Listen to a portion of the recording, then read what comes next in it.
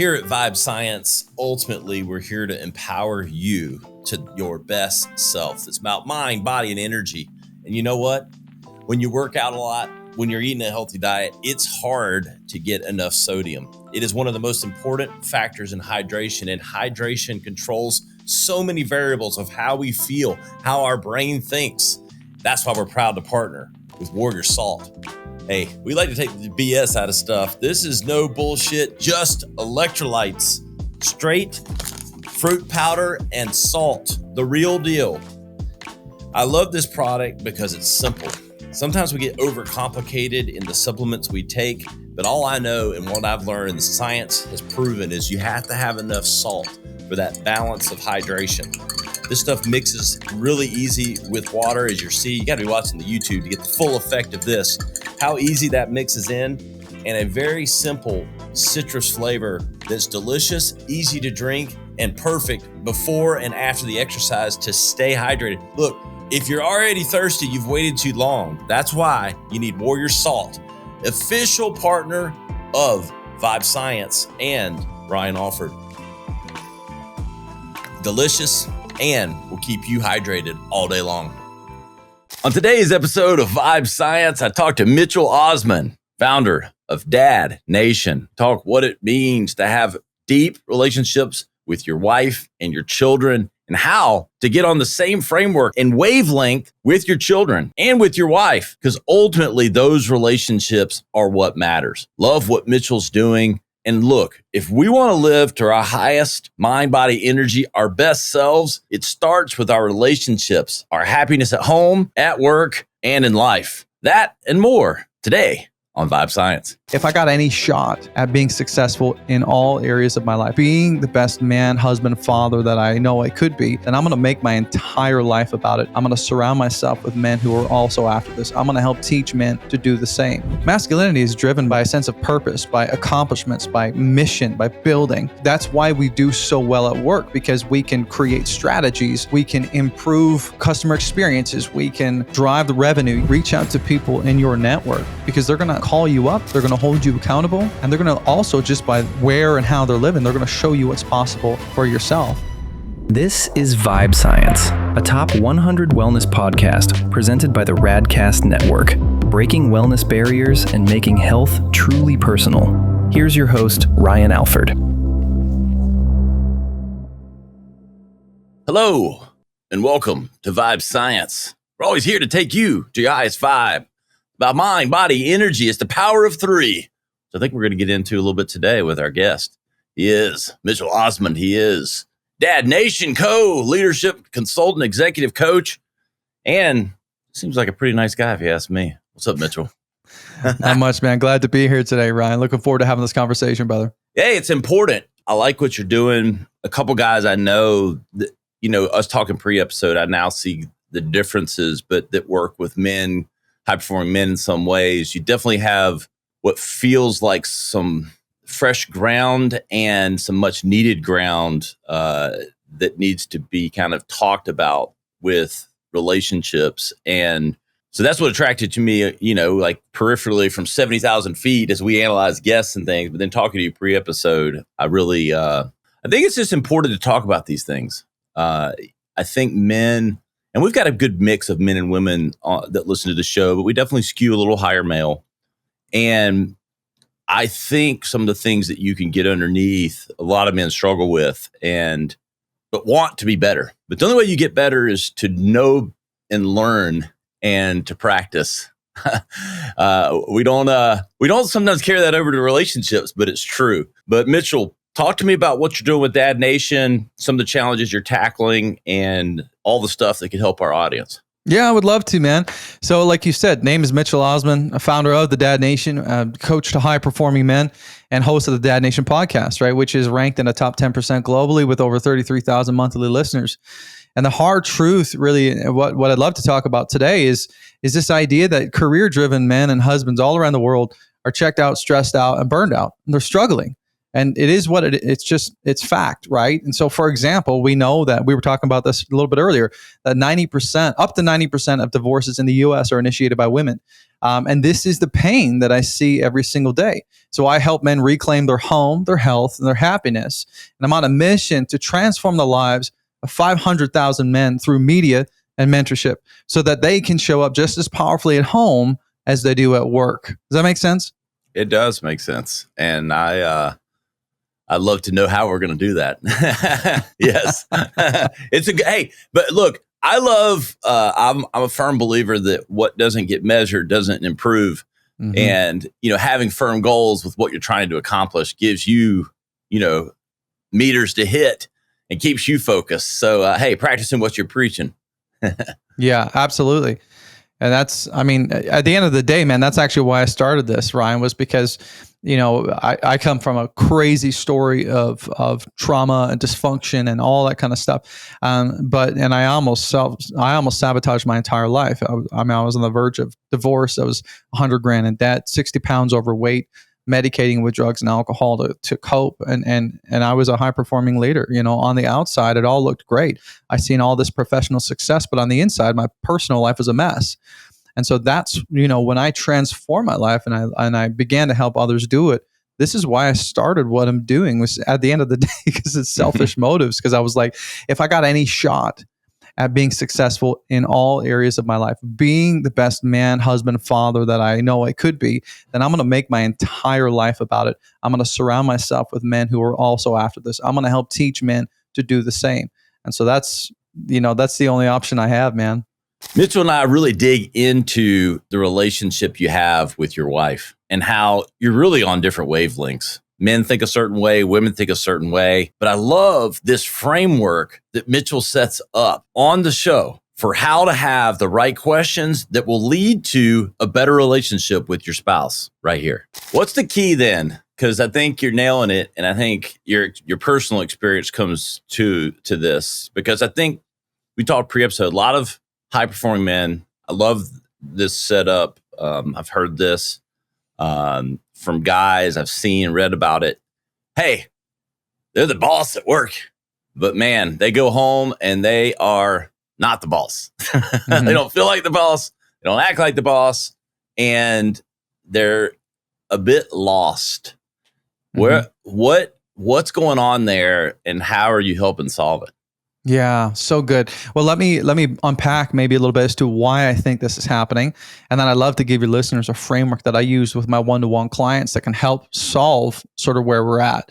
But really at the end of the day, men today, more than ever, are confused about what the role is when they come home.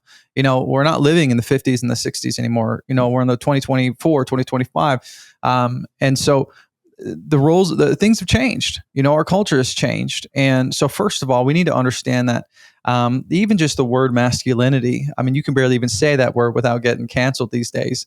And so men are just generally, there is a lack of confusion around how do I show up at home, because that's different than I show up at work, right?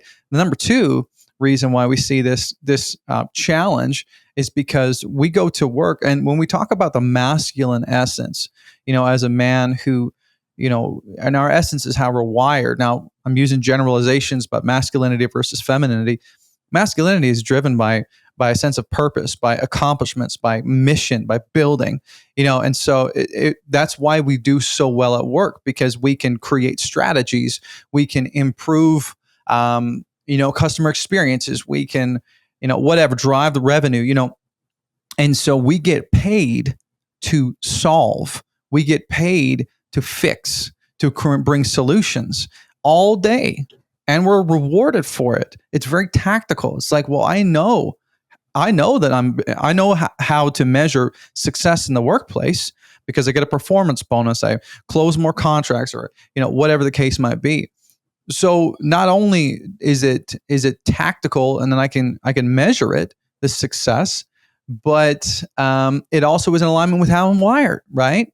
And so the problem is when you come home, there is a switch that you kind of have to flip, because what happens is these high performing men, myself included, spend all this time all day, fixing problems, and they come home and they keep they don't turn that switch off, and they keep trying to shove strategies down their wife's throat or optimize their kids, and it's like, well, but that doesn't really work. And so what happens is men end up treating their families like employees or staff members, right? And that's because we have a hard time turning off that mode. And the second reason why we struggle is because we also can't measure what it looks like to be a successful father or a husband. It's intangible, not like it is at work. Like, and I joke about this all the time. I always say, like, listen, you got a 6-year-old son. There's never going to be a time when you walk through the door and he's like, hey, Daddy, here are 5 strategic reasons why you're an effective father. It's never going to happen. Hey, here's your report card for last week. You got 98. Great job. I'm feeling good. I'm confident. Yeah.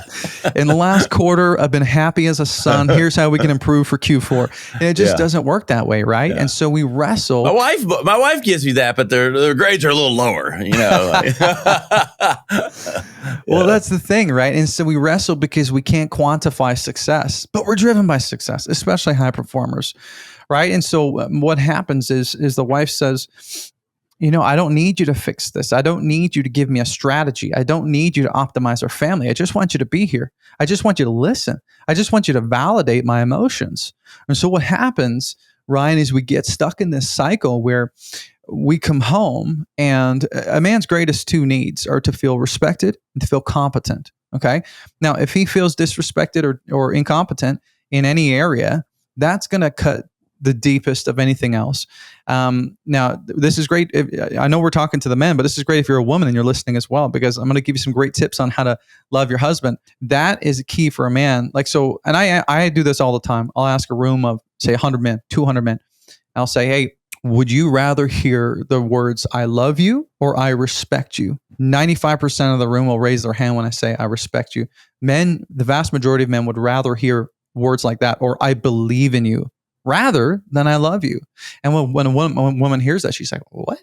Really? Because a woman's 3 basic needs are to feel seen, feel heard, and to feel safe, right? And so what happens is they don't necessarily feel loved. They don't feel seen or heard because the men are coming home with these strategies, right? And they're not just actually empathizing. And so what happens is the wife doesn't feel loved and cherished. So she starts to disrespect maybe a little bit, or maybe make him feel a little bit incompetent by making comments about how good of a husband he is, which then in turn makes us sort of pull back from giving that love and giving those things, which then in turn makes her respect us a little less. And we call this a crazy cycle, right? And over time, what we do is we end up spiraling away from one another. And then what happens for a man? Well, again, he's driven by performance. So he says, well, I'm obviously not good here. I obviously don't know how to talk to my own wife. I'm not competent. I'm not respected in my home. So what am I going to do? I'm going to go to work, because that's where I get affirmed. That's where I get the attaboys, the accolades, and that's where I can measure my success. And this is sort of the spiral that happens. And so a lot of my work is around teaching men how to connect on an emotional level with their wife and their kids. Does that make sense? Oh, it makes total sense. I mean, I'm a husband and father, and so I'm right in this circle. And I'd like to think I'm somewhere in the middle. I've been having longer conversations with my wife, Mitchell. So I'm getting better at that. But I can relate, and I think a lot of people listening can, because I think there's a lot of truth to, the whole women, men are from Venus and women are from Mars. There is truth to that, but it's not doing justice to it by just saying that. Well, we're different. Well, you're different, but you have to meet on each other's terms, right? Yeah, 100%. Yeah, John Gray actually wrote that book. I just had him on the podcast myself. He's a fascinating man. But yeah, and that's exactly what happens, right? And so, and if you're listening to this and you're like, yep, that's me, then I want to encourage you with this. You're normal, okay? And if you're a woman listening and you feel like you married a robot and your husband shuts down, he's normal, right? There's actually a psychological term for this, and it's called normative male alexithymia. That's a bit of a mouthful, but really what it means is, well, alexithymia, broken down from the Greek, literally means to be without words. Okay, so it's normal for males to be without words when they're expressing their emotions, right? And there's a lot of reasons for this. For example, you think about just 2 or 3 generations ago, we came from World War II. These men came home and God bless them for, the sacrifice they made, and we honor them and are thankful. But they came home with extreme trauma, extreme PTSD, and no really resources. Nobody had a therapist on speed dial, right? They only had really the bottle and their fellow veterans. They didn't have the tools and resources. And so they raised men, boys, and said, hey, stuff it. Like, don't talk about it. You don't need to talk about it. And then those boys grew up to be men and raised boys. And we're just 2 or 3 generations removed from some significant trauma and PTSD. And we also we haven't been really taught how to process or be able to speak about our emotions. And so there's that piece. And then also, like I said, the normative male alexithymia, meaning that it is just part of the male expression to struggle with talking about your emotions and even being able to label them. So even if we did want to, we'd struggle with the words. And then even if we had the words, well, it's not normal. I mean, you're not going to go grab a beer with 3 or 4 of your buddies and start pouring out your heart to them. Like, it's just not typically what we do, right? There's got to be a safe place for that. And so the problem is we get married to highly emotional, intuitive, relationally driven, sensitive creatures, right? The feminine, women. And that's an amazing thing, but we don't necessarily understand how to connect to them. So if you're interested, I'm happy to give this framework to your listeners to help them connect, right? Is that okay? Let's do it. Yeah. Okay. Well, I'm taking notes here. Like, here, definitely recording. Yes. Okay. And like I said, and this is based off of the statistic that I mentioned in the first episode here, first part of the episode. We know that 70% of divorces are initiated by women in the U.S. today, but in situations where the wife is educated or a high earner, then that number jumps to 90%. Right? I mean, that's wild. 9 out of 10 divorces are initiated by women, and the reason why 80% of the time is because their wife or they feel emotionally disconnected. So this is the challenge, and it's not that our husbands don't love their wives; it's just we've forgotten how to connect with them, right? So this framework is simple enough to remember on your worst day, and it's powerful enough to change how you connect forever. So it's called the RISE conversation ladder. Okay, now RISE stands for the 4 levels. Okay, RISE. So the first level is routine. And these you can think of these as layers of depth to a conversation. The base level is routine. This is the small talk that runs the house, but never really gets to the heart. And so these questions are like, what time are you home? Did you pay the water bill? What's for dinner? Very routine based questions. But your marriage doesn't operate as an operations department, right? It's a covenant. It's a bond. It's a daily opportunity to connect. So what we need to do is move a little bit deeper than that, because the routine level is safe, but it doesn't necessarily create intimacy. So the second level is I, and that stands for information. Okay. And this is where you move from transactions to facts about your world. This is where you're exchanging news headlines for your day, right? So some questions in the information level would be, what happened at work? What did that teacher say at the parent-teacher meeting, right? What did your mom want when she called? How did that project go at work? This is, like I said, it's better than nothing, but at the end of the day, you're really still reporting news, not necessarily revealing anything from the heart. And now this step into the third level is where most guys fall off the map, okay? This is the on-ramp, if you will, to the next step, which is story, okay? This is the third rung. Now, this is where the walls start to crack open a little bit, because the story level moves beyond what happened to you to how it impacted you, right? It pulls emotions into the facts. And this is where real trust begins to grow. So examples of story-based questions would be, how did that meeting make you feel, right? What was the hardest part of your day today?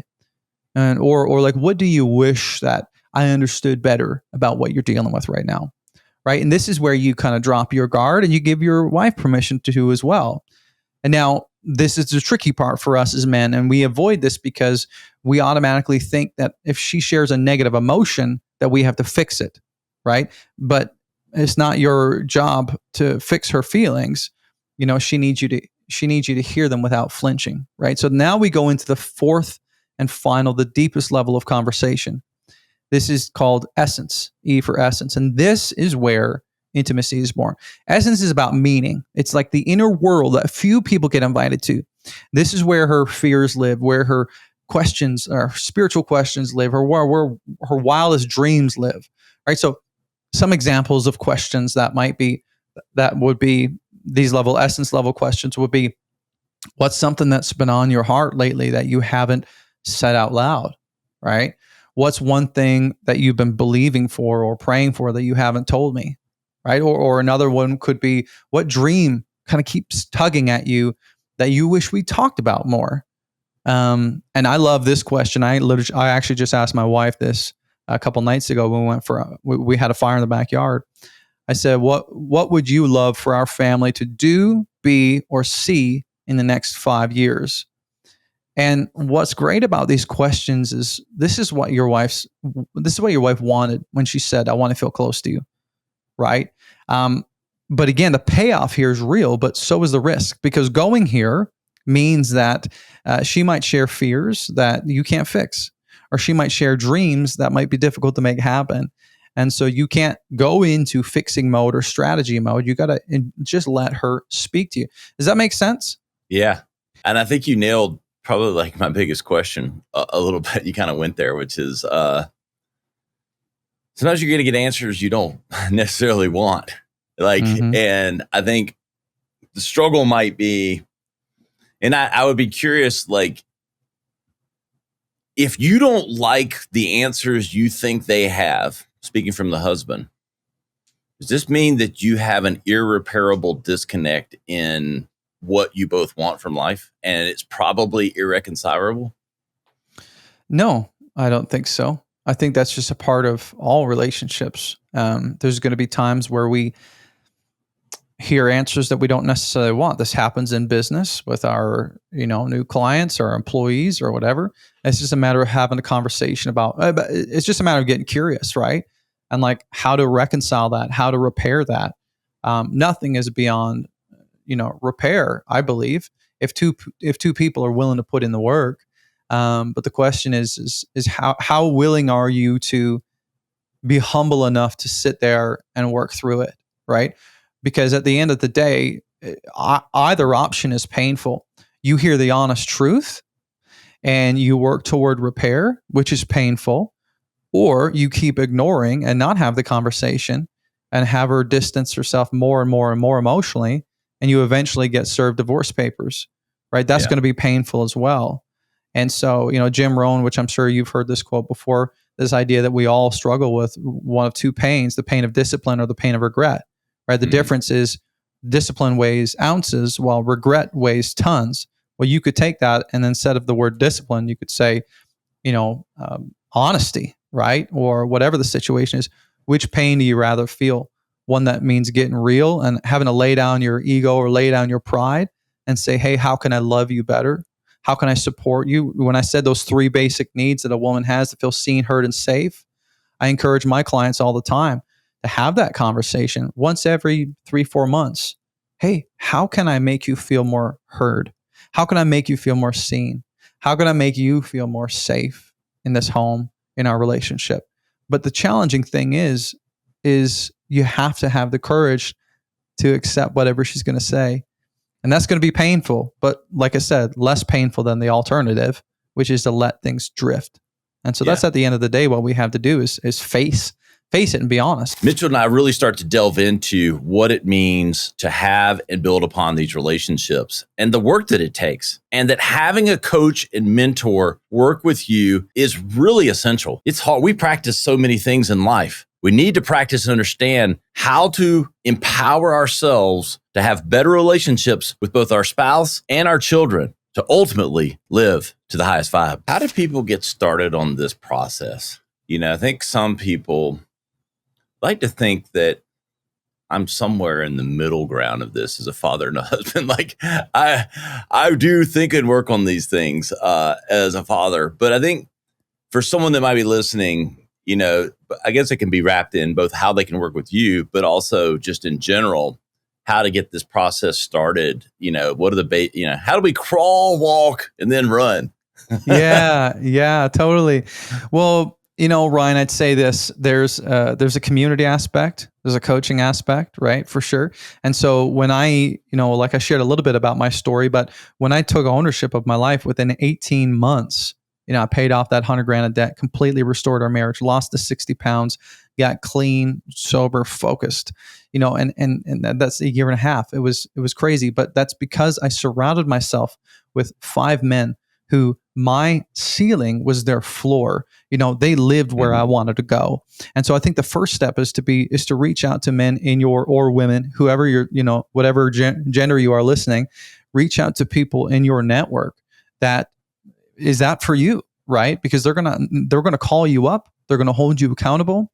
And they're going to also, just by where and how they're living, they're going to show you what's possible for yourself. So the first thing is get around people. And it doesn't have to be like, I have a community called the Dad Nation Coalition. Yeah, I'd be happy to have a conversation about what that looks like, but it doesn't have to be me, or my community. And the second thing is coaching. That's massive, because really what that does is collapses the amount of time. For me, it took me 3 years of struggling in marriage, and then another 5 years to really kind of turn it around and get to this point. And so don't wait 8 years. You could do this in 4 months if you have the right person. And so, and I would think the last thing is just some resources. And I'd love to give your listeners a free gift today that can help exactly with what we're talking about. Is that okay? Awesome. Let's do it. Okay. So I call this the connection code. All right. This is just 50 questions to spark the fun and bring the fire back. And this is a list of try, tested, and true questions that whether you put the kids down, you pour up a glass of wine, or you go out on a date night, the only rule is you can only ask questions from this list. And it covers all the levels of this framework that I just talked to you about. It's totally free.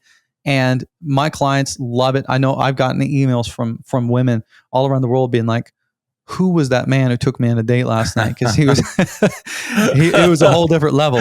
And so trust me, I'm handing this to you on a silver platter.